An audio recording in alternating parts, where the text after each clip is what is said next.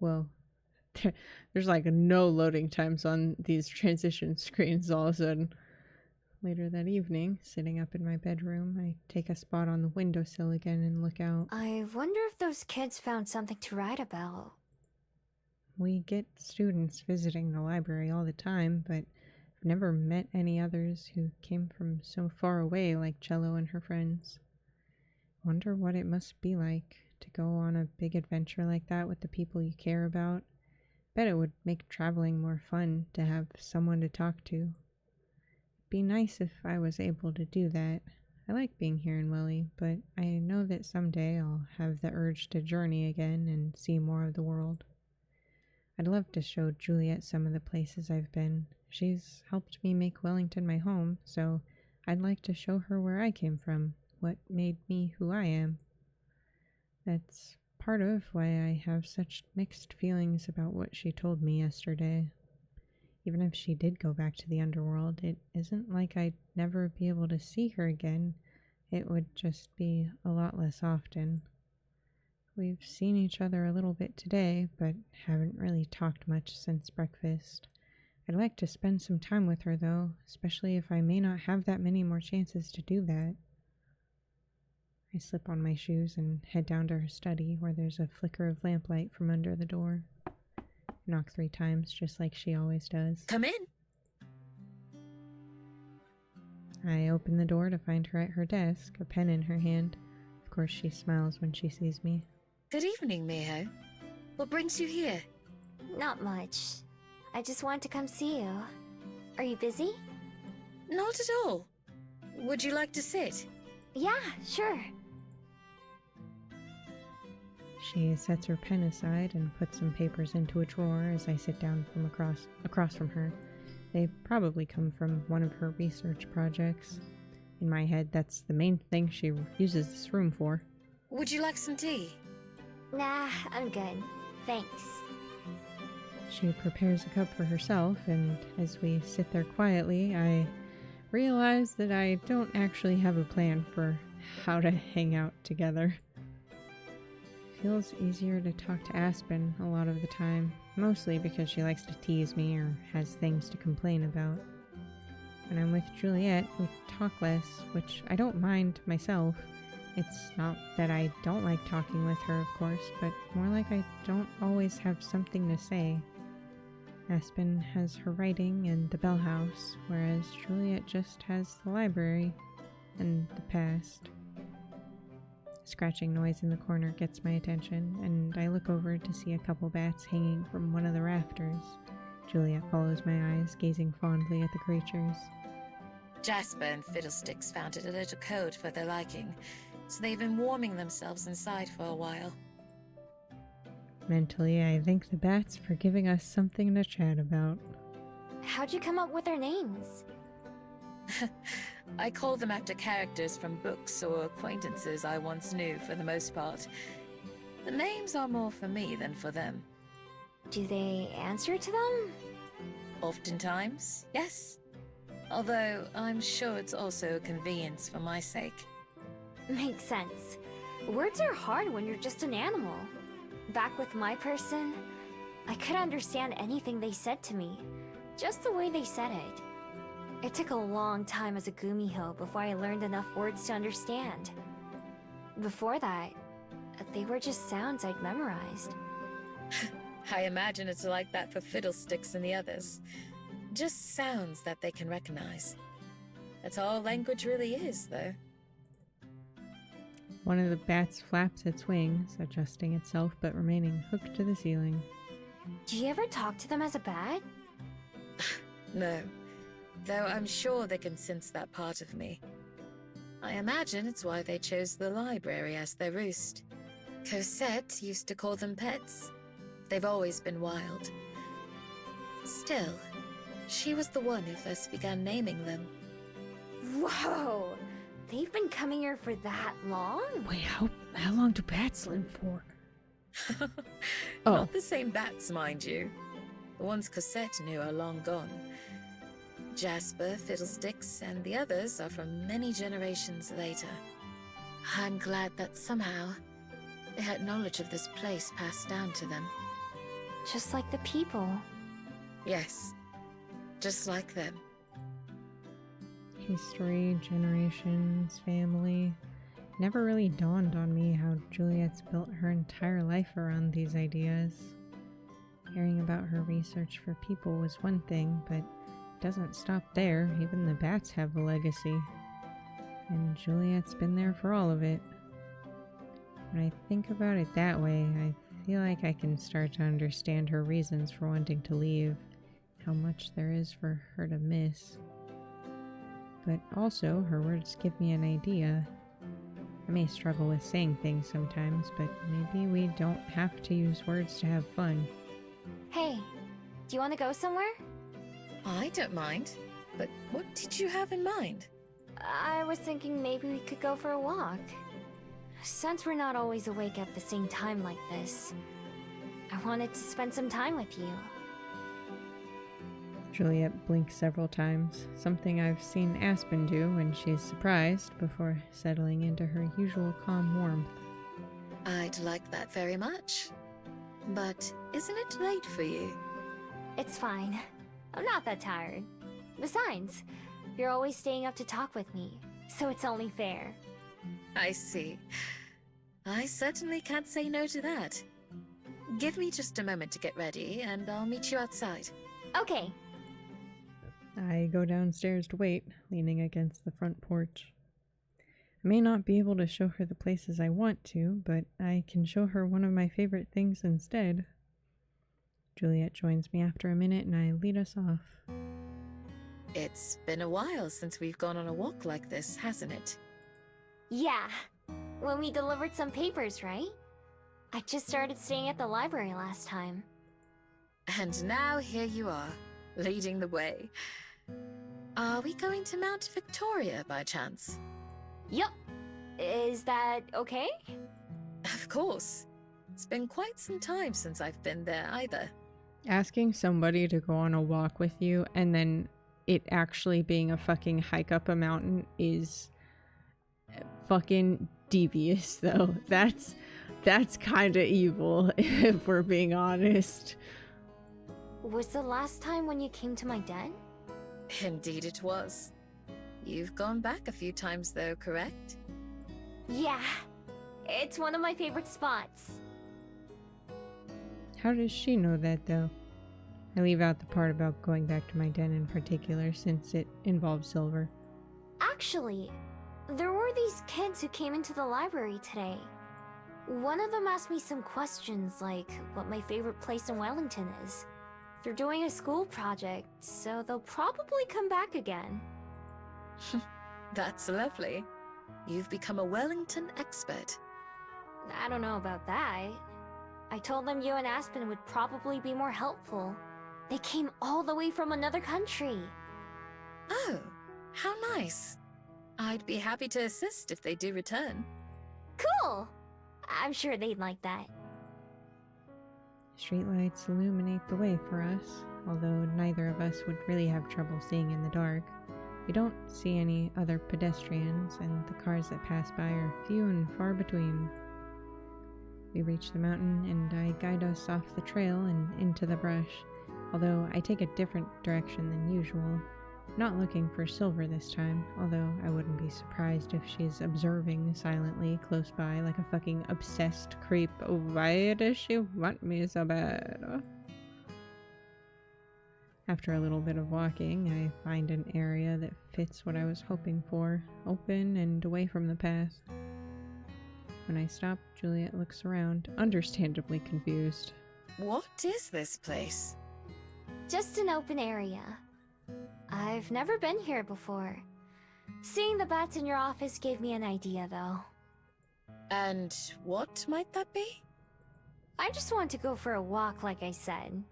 Except not in these forms, but our other ones. I know we just came all the way here, but you said you don't spend much time as a bat, right? I haven't been spending a whole lot of time as a fox lately either, but it's something I like to do. So, maybe... I trail off a little nervous. Maybe I should have told Juliet my idea before making her come all the way out here in case she doesn't want to. To my relief, though, her face lights up the night. I'd love to. Okay, cool. Can't help but grin in response, and I close my eyes, focusing on my bead and tapping into my magic. When I transformed a couple nights ago to track Silver, it felt a little stiff and unfamiliar because it was my first time doing it in a while. Now it feels natural again. I open my fox eyes and spread my tails, looking up at Juliet, who hasn't changed yet. She regards me curiously. Now that I think about it, she's never seen me like this before. Whatever she might be thinking, though, she keeps to herself. Instead, she closes her eyes like I did and lifts her arms to her sides. Ah! Ah! Her limbs shrink like mine before expanding back out into the shape of wings as she becomes a bat. She gives them a few shaky flaps, fighting to keep herself in the air. Takes a few more— oh my fucking god, shut up! It takes a few more flaps, but she gets the hang of it, quickly coasting in a circle over my head at an even pace. Once I'm sure she's ready, I turn tail and start to run. The cool night breeze rushes across my fur. Beneath my feet, the earth is soft and damp, perfect for running on. Turn my head to the— stop it! The little face is so cute! I turn my head to the side and get a glimpse of Juliet. Her eyes are focused straight ahead, and she glides through the air like a knife through butter. She follows me effortlessly as I run up and down hills and through a field. Being able to let loose and just run like this is something I've missed doing. Push myself to go even faster, challenging Juliet to keep up. With a few powerful wing strokes, she manages to stay above me, close enough that I can feel the gust of air with each flap. For someone who hasn't done this in a while, she seems to be in pretty good shape. Since I don't have any particular destination in mind, I just lead us wherever seems greenest and most open. Above us, the stars twinkle merrily while they watch. Suddenly, from the trees in the direction we came from, there's the sound of more wings flapping. Juliet and I both turn to see a small flock of other bats coming to join us. Unlike her, I'm pretty sure these are just regular bats. But they dash and dart around us, following along like they were supposed to meet us here. I can't— wait a minute, can she— 'cause bats are blind, right? They do echolocation shit. Can she see in this form? Like, with her eyes? Can't tell what Juliet's thinking, but I hope she's having as much fun as they are, and as I am. At the very least, it's something new for her. That has to count for something. I run and run until I've just about worn myself out. How are you gonna make it back down the mountain and home, you buffoon?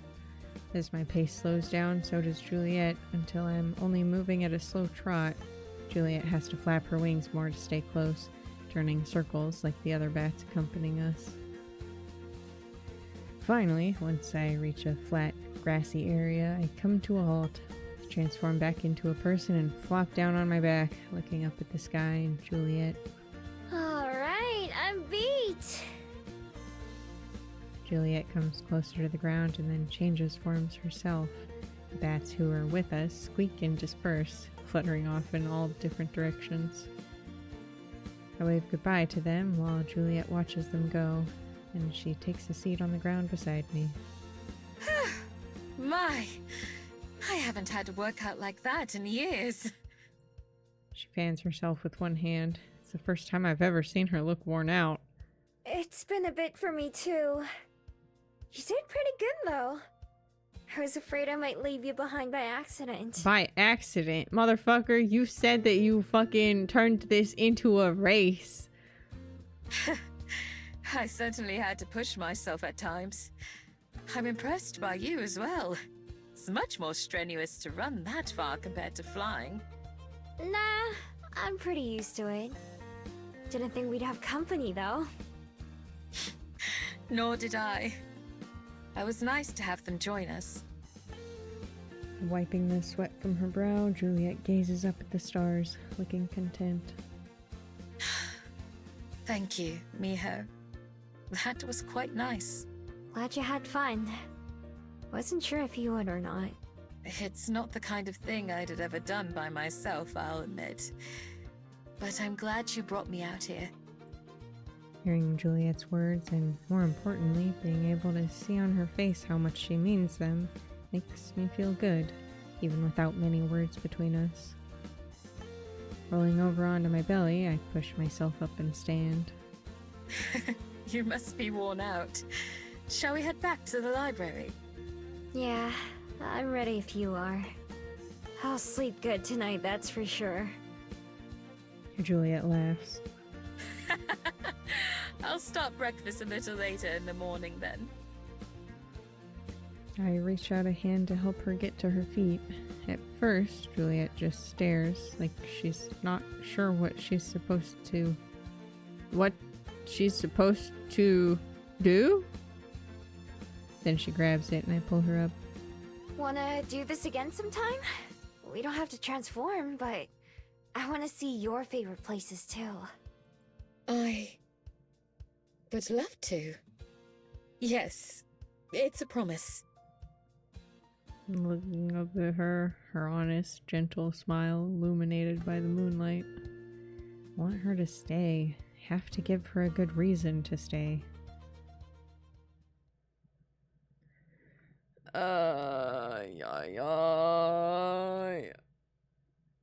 Where to go? Does it matter? I guess not. Perhaps.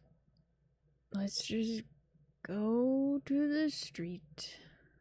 As I'm lost in thought on a walk, a girl standing outside of a store calls out and startles me. Oh no. Normally I'd ignore her or make a run for it, but instead I freeze up, which gives her time to talk. Hello, please take a coupon. She holds a flimsy piece of colorful paper out at me. Still a little stunned, I accept it. Maybe she can tell I'm confused because she prattles on.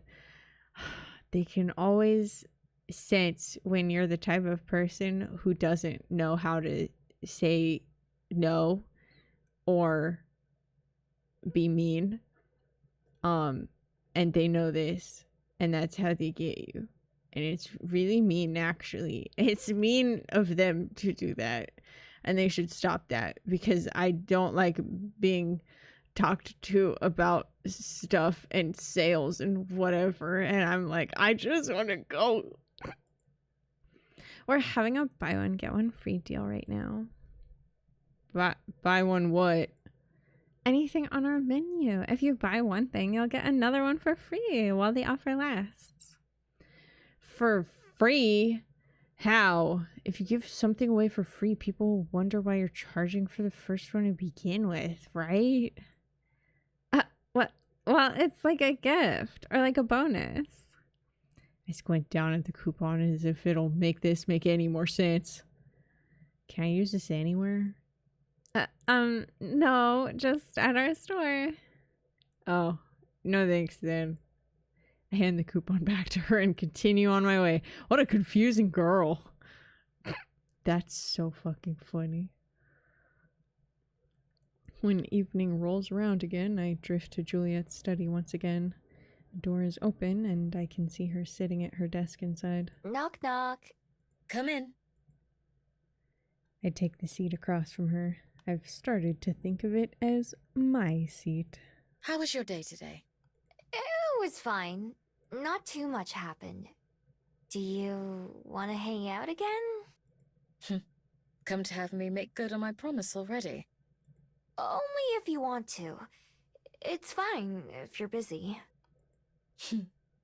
I'm never too busy to spend time with you. Shut up. Great! Remember, it's your turn to pick where we go this time. Right. Give me just a moment to prepare, and then we'll be off. Oh, hell yeah. God, this is why I love this woman. We come to a stop near the ocean, just the two of us. Lights from the city shine behind us, and out on the water, a handful of others glitter from faraway ships. The tide comes in and out, but we stand just outside its reach. Everything is quiet, aside from the soft splashing of the water lapping at our feet. The crisp night air carries a trace of salt. Side by side, Juliet and I both gaze out at the open sea. It's beautiful. Juliet nods. During the day, this beach is full of people laughing and playing or relaxing in the sun.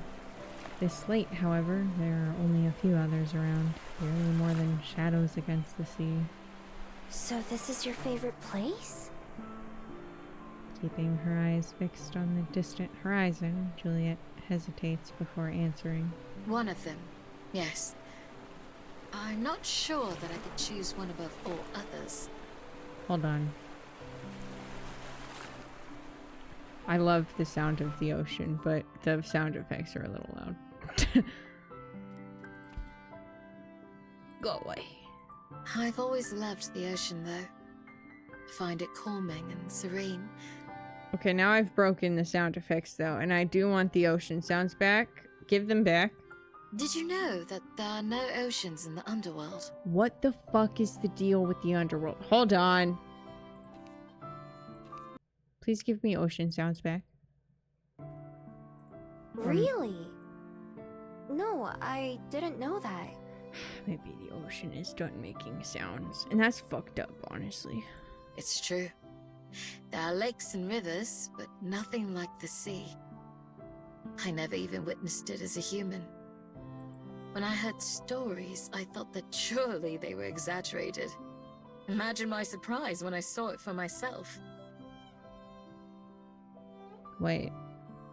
Are there no humans in the underworld, or you just happen to not be there? Whoa. Think back to the first time I saw the sea, when I followed Jung-Yun's trail all the way to its end. I didn't even know it existed until I saw one. And when I did, I thought it was just a really big lake. You must have been just as surprised as I was. Mm-hmm. I got on the boat and it took me to China. Not that I knew that. I didn't even know what Korea was, or that I'd left it. I'm sure it didn't take you long, though. You learned very fast. Only sometimes. There's some stuff that I learned really slowly. As do we all. As do we all. The second time she says it, her voice is softer, almost as if she didn't mean to speak aloud.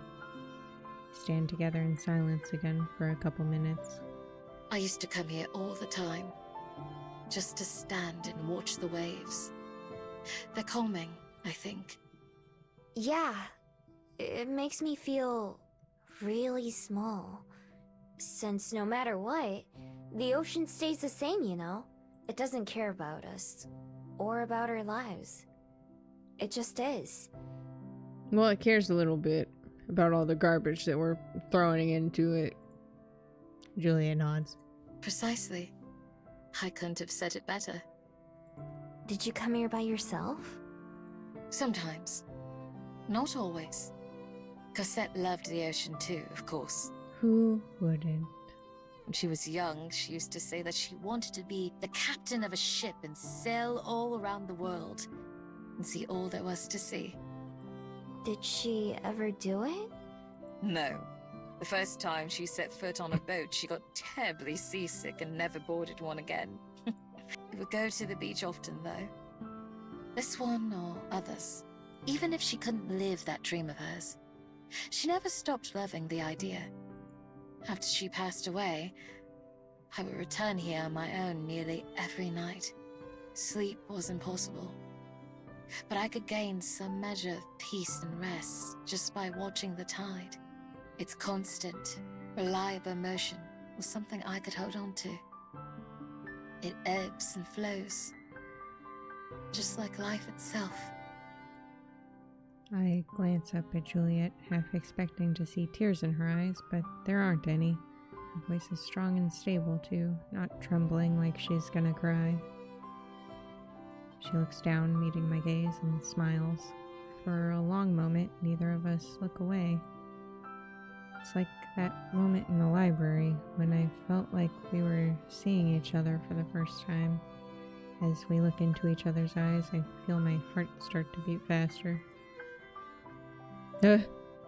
Even after she peers back out at the water, I feel electrified. Something begins to swirl inside me and to take a shape that I'm starting to understand. I spent so long in misery and grief that I began to forget it was possible to exist without them. Everything was a painful reminder of what I'd lost, in days that would never come again. And yet, I find that the ocean is still beautiful. Even now, it's more beautiful when beside someone special. Impossibly, unchangingly so. As you said, in the face of such vastness, our petty little lives feel so tiny and insignificant. Years of pain that may feel eternal are really only drops in such a big, big bucket. I think that's what helped me to find some measure of solace and strength to go on. I'm glad you did. Me too. Up in the sky, the blinking lights of a satellite or airship are another reminder of how life goes on around us. They look just like the stars. Standing here next to Juliet, I feel the same kind of quiet warmth that I did last night after our run together. Something from inside myself that feels good and strong and right. The trials and pains that we've been through are very different in nature, but I'm glad that they brought us to the same spot. Beside me, Juliet takes a couple steps forward, smile back on her face. Would you care to walk a little? Sure.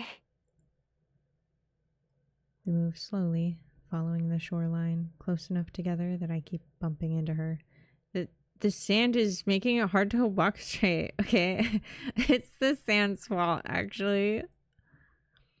Juliet doesn't seem to mind, though, and for some reason, every time it happens, I feel a little spark of excitement inside.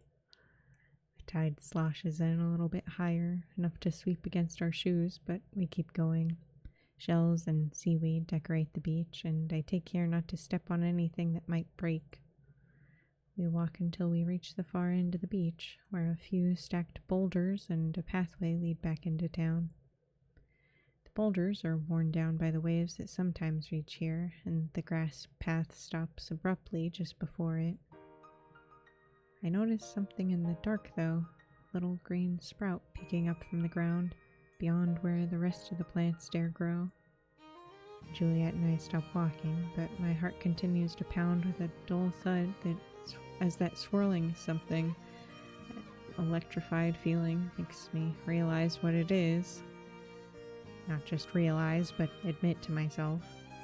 The name of that spark, that feeling, the reason it feels good to stand next to her, bump into her, make her smile.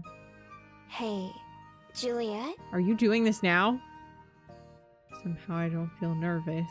Not like Aspen was, because now that I understand, saying this to Juliet just feels right. You're just springing this on me now? Now? Just a step or two ahead of me, Juliet turns around to face me. The moon shines down like a spotlight, illuminating her in the darkness. Her expression is unreadable, and I wonder if she knows. I think I'm in love with you. I can't believe that you just fucking said it, huh? Just out of nowhere, just fucking, wow, whoa. Small wave crests smashing against the shore. Splashes my legs, but I don't mind, barely notice.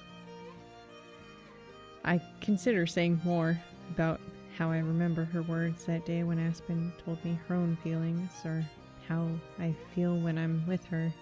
For once, there's a lot I could say, but I choose not to. I've said all that I needed. I just got straight to the point. With Juliet, so much has always been unspoken that I'm confident she can understand me now. Right now, her eyes go wide, but otherwise, she remains unchanged. I wait. I'm gonna barf.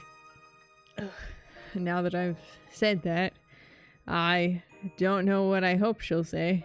Thinking about myself as the kind of person who could be in love still feels weird, but also feels true. Whatever else that might include, and whatever Juliet might feel about me, that's a whole other issue. So is everything else between us, like whether or not she'll be leaving. No matter if she stays or goes, no matter if she feels the same way I do, none of that's important right now. Right now, I'm just glad to be able to put a name to these feelings. Finally, Juliet takes a step forward and places a hand on my shoulder. She's touched me lots of times before, but this time I'm hyper aware of her presence. Thank you for telling me, Miho. I must confess that I don't know what to say. My thoughts are all aflutter right now. It's okay. You don't have to say anything. I just wanted you to know. But you deserve a response. I simply don't know how to give it at the moment. Would it be okay if we talked about this more tomorrow? I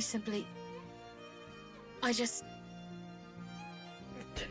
For the first time ever, Juliet seems truly at a loss for words.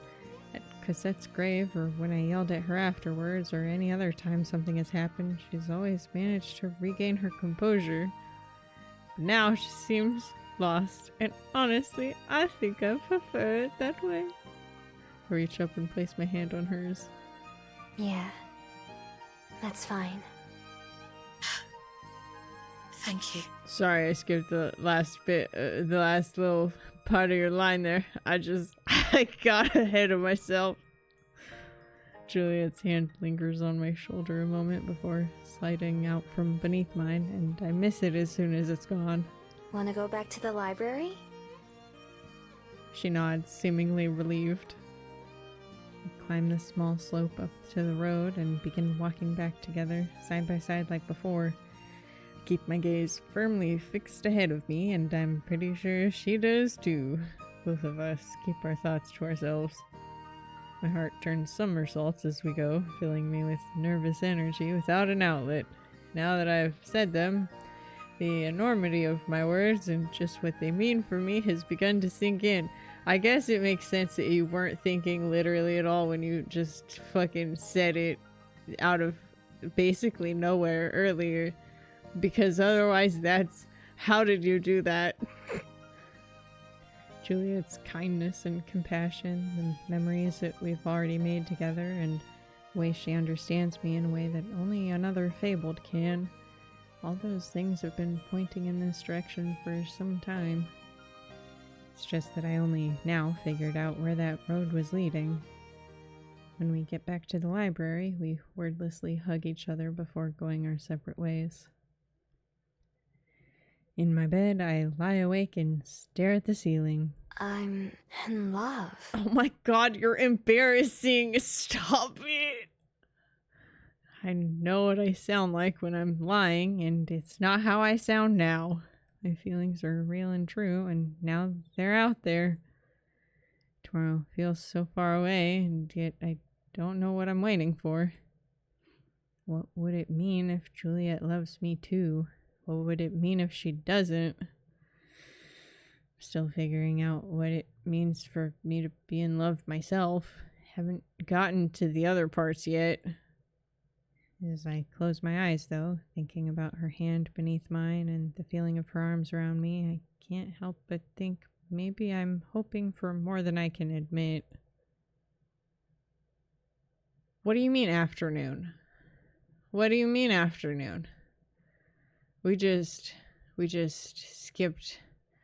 Breakfast was just nothing. Lena, I love you, but also I'm so distracted right now. Only a few days after I agreed to be in a play with Lena and Cyrus, it's time for the first rehearsal. Is the rehearsal at the park? Even though I'm not going to be as involved in it as they are, I still want to see what everything is like. head to the park and find the area that's been set up to practice. When I get there, I find a bunch of people waiting. More than at any of the other activities I've tried with Lena. This is a fucking huge play, apparently. Jesus Christ. I mean, I guess that makes sense if this motherfucker's handing out rolls for fucking trees. God.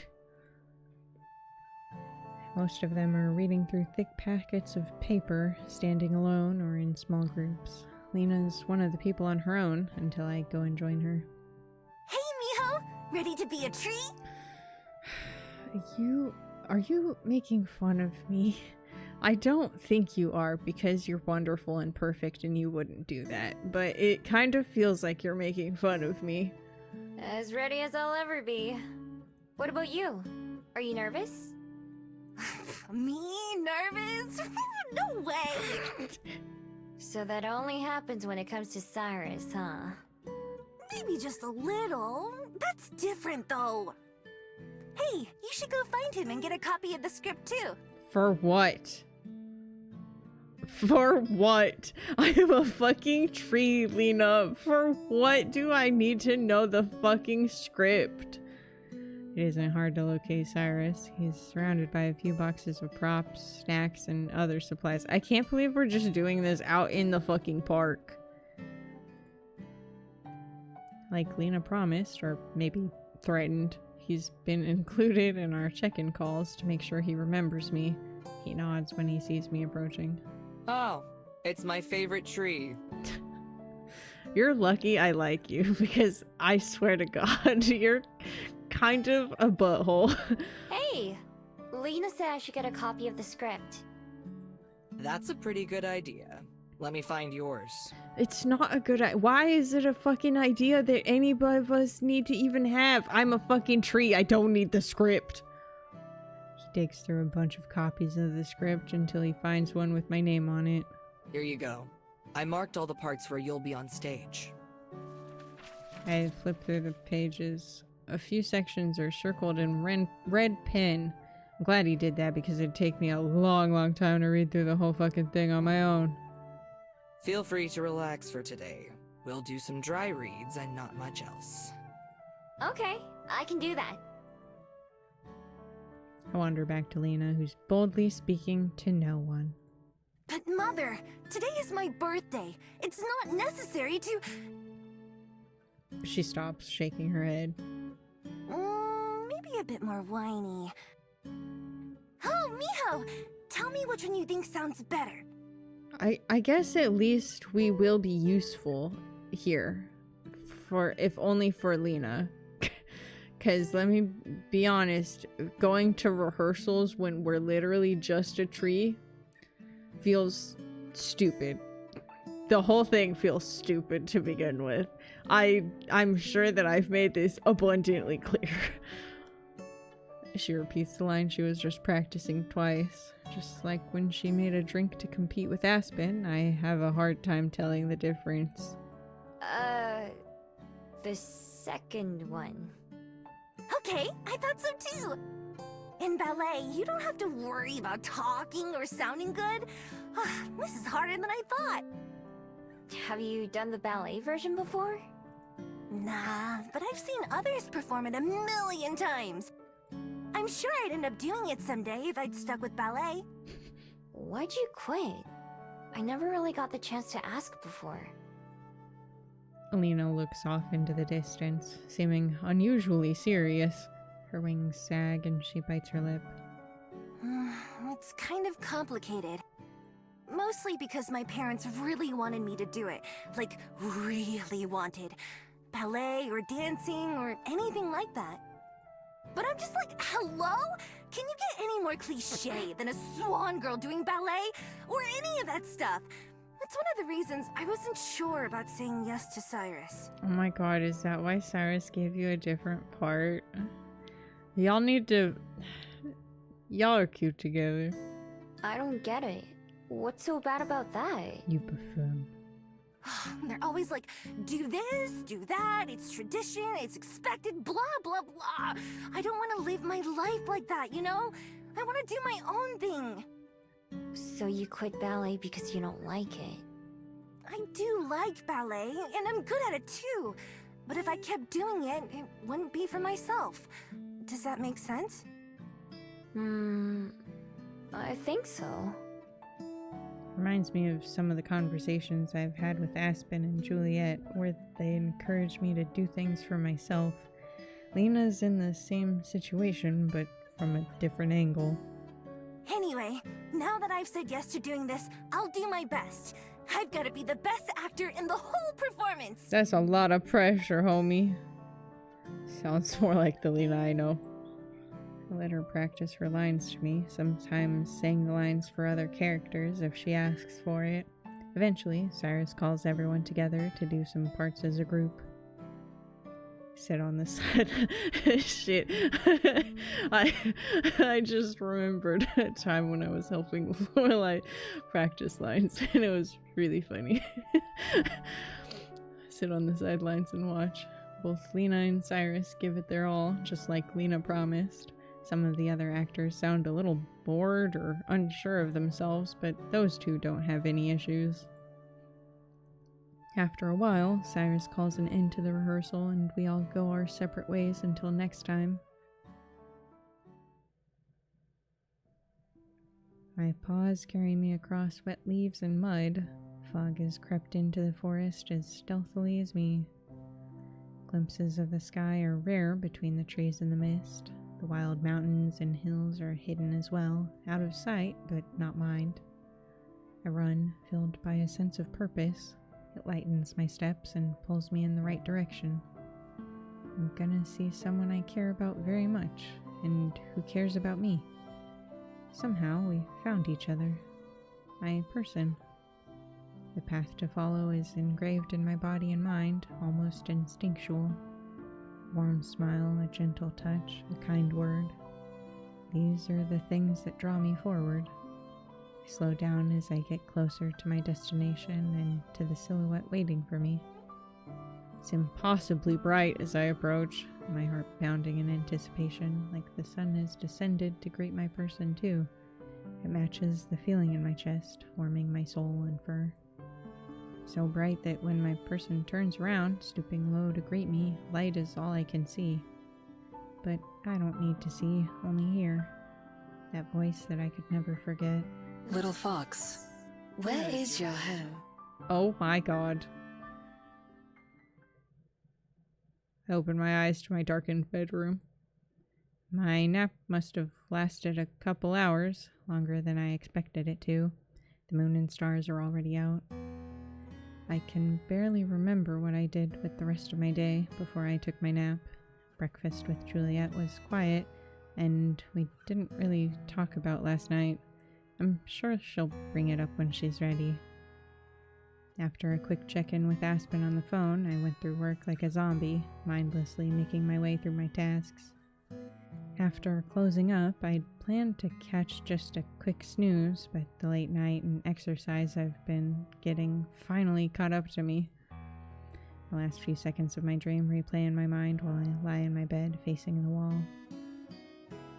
That touch, that voice. I can't believe we don't have any sort of blinds or curtains on this window. How the fuck do you sleep through the morning? Do you just wake up the second the fucking sun comes up? Because that's yucky nasty. Anyway, I can't say for sure whose they were. As I come to my senses, I start to notice something out of the ordinary. A sound drifting up from downstairs. Music. Rolling out of bed, I go and crack my door open. Sure enough, the sounds of a violin and piano waft their way up from the library. There's another sound too, Juliet talking to someone. Her words are muffled by the distance and the music, but I can tell from the soft tones that it's her. I wonder if the other vampire, Ezekiel, is here. I don't hear a second voice though. I draw in a shaky breath to prepare myself and then head downstairs. The music gets louder as I approach the main room until I finally discover its source. Juliet set up an old record player on one of the library tables. A small stack of dusty records sits next to it, the sleeves all frayed around the edges. As I round the corner, the soft murmur of Juliet's words becomes coherent, and I pause for a moment to listen, still out of sight. Both of them. You and Aspen would make great friends, I'm sure. Oh, man. The two of you have always been such dreamers, born for worlds greater than our own. She's at the start of her own new adventure. I can't wait to see where it takes her. Whatever it takes to make those dreams come true. I know she'll find it within herself. I start to tiptoe around the corner, curious to see who it is Juliet's speaking with, because I'm a buffoon. And as for Miho, You have to interrupt her before she says whatever she's gonna say, because this is gonna get really fucking awkward really fast. I freeze again halfway there. No! there's simply too much to say about her. I wouldn't even know where to begin. But there is one thing that I'm quite certain of. I step around the wall to find Juliet at the other side of the room with her back to me. She stands near Cosette's portrait, one hand on the frame, the same as she placed it on my shoulder last night. I'm sure you would have loved her too. Both of us remain motionless, locked in place. Did I hear that right? Did I understand that right? A few seconds later, the song that was playing comes to an end, and the sound from the record player becomes soft static as the needle scratches the empty center, breaks the spell that bound us. Juliet turns around slowly, gracefully. Her elegance feels like such a contrast to the way I stand there awkwardly, processing what I heard. She acknowledges me with a smile, but walks past me and goes to the record player. She carefully lifts the needle and turns the record over, then lowers it again. Soon the sound of music fills the air once more. Now Juliet approaches me, one hand outstretched towards me. Shall we dance? Shut up. Shut up. I'm gonna have to go. I have to go. I have to go die. I have to go die. I don't know how. I'm gonna go die. Even as I say that, I reach out for her as well, placing my hand in hers. That's okay. It's quite simple. I'll show you. Juliet gently pulls me forward, and I reach her in just a few steps. She holds her linked hands out to the side and wraps her other arm around me. I just kind of stand there, letting her guide me. My heart feels like it's gonna jump out of my chest, but I keep myself calm, focusing on the motions instead. We sway from side to side in time with the music, just turning a small circle in place. It's harder than I expect, and I stumble more than once as I try to mimic what she's doing. Never been this close to Juliet for so long before, or to any other person. We start to move more as Juliet takes tiny steps around the room, and I do my best to keep up with her, although I'm always a half beat late. Once I step on her foot by accident, and I'm the one who winces. Sorry. It's okay. She takes it in stride, not missing a step. The song ends and another starts, and we keep going. Little by little, I'm getting the hang of it, although I still feel clumsy and make mistakes. I'm able to get into the flow, stepping in time with Juliet instead of just after. Just inches away from my face, Juliet looks into my eyes, and I gulp nervously, but stare back, trying to focus on both her and my feet. Impossible. Impossible task. Challenge impossible. I've been thinking quite a lot about what you said yesterday. Oh yeah? My voice is barely a whisper, a croak. I can tell that I'm blushing furiously. Being with her like this, I have a feeling I already know what she's gonna say, but that doesn't stop my heart from racing. Juliet nods, her forehead almost bumping against mine. And? She leans in and kisses me. Music builds to a crescendo as Juliet's lips find mine, and we both close our eyes, surrender all thoughts and fears, aware of nothing but the feeling of our kiss and the gentle rhythm of our dance. Juliet's fingers curl tightly around my hand and I squeeze back, not needing any words to communicate. With her other arm still wrapped around me, Juliet holds me close and tight. I wrap my free arm around her too. We rock and sway, and I trust my body to do the thinking for me, find it easier to move in time with her. The two of us dance around the library as I let her lead and I follow, feeling warm and alive and complete. Even when we end our kiss, we stay like this, close together with hands linked tightly. The blush on her face is still there, but I think it looks good on her. I rest my head on Juliet's shoulder and she tilts hers against mine. And I love you, too. As if she even needed to say it. Yeah. Juliet and I talk and dance and kiss into the night until sleepiness manages to overwhelm my excitement and I have to go to bed.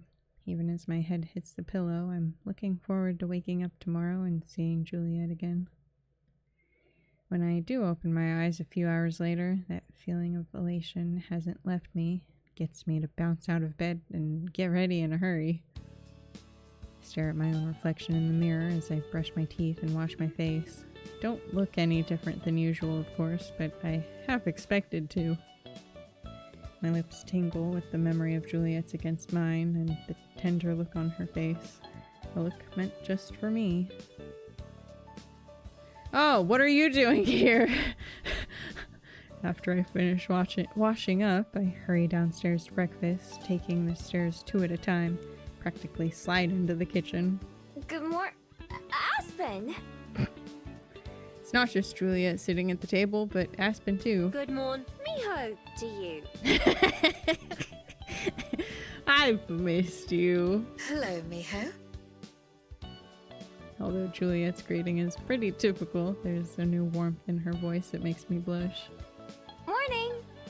I thought you weren't going to be coming to breakfast anymore, Aspen. I said I wouldn't be here as frequently, not that I wouldn't be here at all. I thought you abandoned me forever, Aspen. Besides, it's a special occasion. It's not every day that your 2 best friends start dating. Oh my god, did you fucking, hello? Did y'all text the second that fucking Miho went to bed? God! You already know? Hasn't even been a full day. It literally hasn't even been more than a few hours. I hope you don't mind. I spoke with Aspen yesterday, in fact. Before you even told me? You told her? That's rude. Hey, that's rude. Nah, I don't. She'd figure it out pretty fast anyway. Actually, I was hoping I could talk with you as well, Miho. If that's alright. Oh, sure. What is it? Mind if we go outside? What? Now you're scaring me.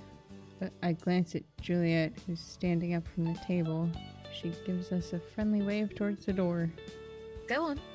I haven't started cooking yet, so it'll be a little while before breakfast is ready. Okay. I get up and head out the front door with Aspen close behind me.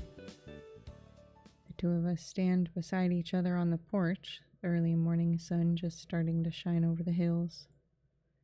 Late nights and early mornings, I've had plenty of both, but that's okay. I have things worth staying up for and things worth waking up early for. Next to me, Aspen fidgets with her hair and hat while I wait for her to find her words. I seem to be doing that a lot lately, too. I have an idea what the topic might be. You do? 'Cause I don't. But not what she wants to say about it. This is the first time we've been alone together since she went home. So, Miho, you probably remember, even if I don't, that Oh. I, said some things to you last time we saw each other.